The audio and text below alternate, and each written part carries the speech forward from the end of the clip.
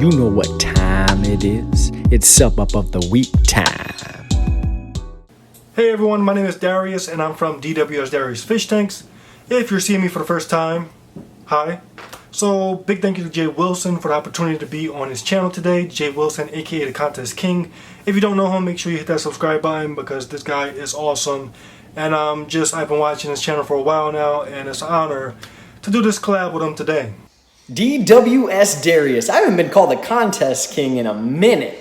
And there's a reason. Got a little saturated. Maybe we'll hit that at some other point in our fish keeping hobby. But what has been the highlight of your fish keeping career, hobby, endeavor, or experience? So the highlight of my fish keeping experience must be with my fish room as of today. I've been building my fish room since 2015. And right now, it's at its most diverse point. I have fish from all over the world. And, whenever someone comes to visit the fish room, it's always a learning experience for them because I have so many different fish. It always opens up conversations about the origins of the fish and the lifestyles of the fish, and it just spreads the hobby. So this has to be the highlight of my fish keeping experience right now, with my fish room being as diverse as it is and being as big of an inspiration as it's been on the people that's seen it. I will say, Darius, that you do keep a vast variety of fish. Man, my dog shakes loud. But what has been the most aggressive fish that you've ever kept? Now, the most aggressive fish that I've kept. So I've kept a lot of fish that are known for aggression, like red devils. I've kept mitred cichlids. I've kept buttercofri, tilapia cichlids, and just a huge range of fish that are known for their aggression. But this question, one fish came to mind that stands above the rest as the most aggressive fish that I've ever kept, and that is the red-tailed giant gourami. Now I've attempted to keep two, and both of them I had to rehome. They didn't really last too long because they are extremely aggressive. Now the tank behind me is my 210-gallon aquarium. I've tried to keep both of them inside of this aquarium, and they're extremely aggressive. And the problem is that with their aggression, they just don't stop. You can't really see, but back there I have my two peacock bass. And that's the main reason why I got rid of both of those giant gouramis, is because once they achieve a dominance over a fish, they don't just leave the fish alone. They just non-stop harass the fish and try to kill it. So it has to be the giant gourami as the most aggressive fish that I've ever kept. I've had two of them and both of them are extremely nasty, and I'll never keep them ever again because they're just terrible fish. Terrible fish, you're never going to keep them again. I challenge you, sir. But if you can only keep one aquarium with some fish in it, what size, what would you stock, and what would it be? Now, if I was only allowed to have one aquarium, it would probably house the fish that are behind me, my peacock bass that you saw before, and my arowana. Probably be 300 or 350 because that's the biggest tank that I could fit into my basement. It will go in my basement because of the weight of that aquarium. But yeah, it will house my peacock bass, my arowana, just those big fish because they are very enjoyable, not too aggressive, and just overall that type of aquarium, from my experience, is pretty easy to maintain. Does this angle make me look good? No? Show us the fish, DWS Darius. Okay everyone, so now welcome to the fish room. So I'm going to give you guys a quick tour of all my aquariums and show you what I have going on. So first and foremost, because Jay Wilson is an African cichlid guy, here's my 125-gallon African cichlid tank. With this tank I try to get as much diversity as possible. By the way, that humming noise in the background, that's the sound of a fish room, so excuse that.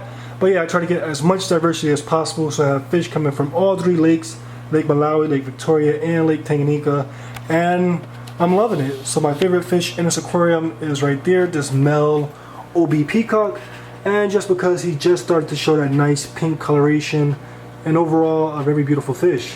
I love this tank because for African cichlids, this tank is pretty mild, really no problems with aggression, and when you have a peaceful tank, you have a very enjoyable tank. After that, we have the surrounding aquariums. So first, over here we have a 40-gallon Reef aquarium, very bright. Let me see if I can tone it down for you guys. But yeah, this tank is 40 gallons. I have a mix of corals, all different types. Soft corals, LPS, SPS, I have zoas, anemones, even marine plants over there. And then I have a nice mix of fish as well. I have some clownfish. In the center is a common clownfish. Over here to the right is a platinum clownfish. I have a Coral Beauty angelfish right there. I have 2 of these pajama cardinal, and right over here in the cave, let me see, I have a red stoplight cardinal, which you can see right there. Next I have a 125 grow aquarium. Now the arowana used to be in this tank. I just took him out, as I said, a day ago, so the fish are missing him. He was like the biggest fish in the tank, so they felt really confident with him. So being that he's not in this aquarium, they're all pretty shy. But I have a mix of cichlids, including this calf flower horn, which is looking absolutely amazing. But yeah, a group of mixed American cichlids. They all have a lot of potential, but right now they're pretty spooked, so they're really not showing off too much. Down below I have a 55-gallon aquarium housing bonus cichlids.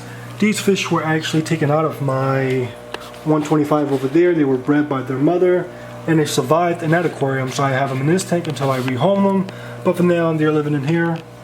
Next, I have a 75-gallon planted aquarium. This tank actually went through a disaster a couple of days ago. My heater malfunctioned, and it burnt up a lot of my fish, killing them. So now what I have left is my beautiful electric blue cara. I have a couple of different types of barbs, including these Denenson barbs. I have some gold barbs, and then I have these rare ornatus cichlids. I have 3 of them growing out in this aquarium because they're not as aggressive as the fish in that grow out aquarium. So they're in this tank until they get big enough to be moved. To the left I have another planted aquarium. This tank is low tech, that one is high tech, but you know, the plants are fairly new. I just did a rescape with these new plants, so that's why they're all still small and not really grown in. But yeah, this tank is low tech, and pretty much I just try to get a nice blend of peaceful community fish. So I have a nice group of Rasbora, Discus, and just overall a nice community. Below, same thing, low tech planet tank, community fish, just these small group of tetra. The light is very bright, so let me tone down for you. But yeah, nice group of red tetra. If I'm shaking, sorry about that. That's just random. But I also have a few dwarf crayfish in this aquarium. They're very nocturnal, so you don't see any. But at night, they're all over this tank.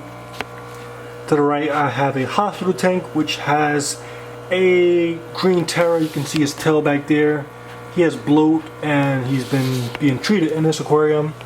And lastly, we have my 29-gallon Hillstrom aquarium.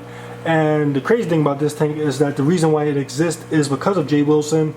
So back in 2016, he had his 2016 Contest King contest. I won the 3D background that you see on this tank, and that's the reason why I have this aquarium. So this is a Hillstrom aquarium. All the fish in this tank naturally come from fast-moving waters. So I try to give it a little bit more flow than my other tanks. So I have a mix of minnows and danio, and then when we come to the bottom, I have gobies and I have Hillstrom loaches. You can see one of my juvenile Hillstrom loaches right there, and one of my male neon blue gobies right there.